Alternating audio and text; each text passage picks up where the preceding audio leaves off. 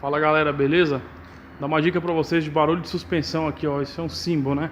Linha Renault, né? Você vai passar em algum buraco, alguma coisa, ele faz tu, tu, aquele soco como que se fosse pivô, né? Mas não é pivô. Olha o que é. Bieleta, né?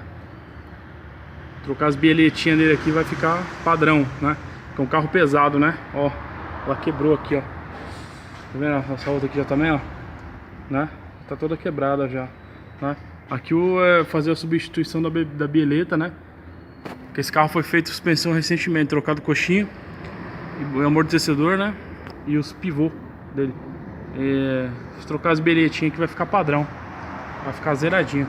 Beleza? Tô ficando dica pra vocês aí desses carros aqui da linha Renault, né? Deu problema, galera, vai na bieletinha, né? Dá uma olhada nela lá. Valeu!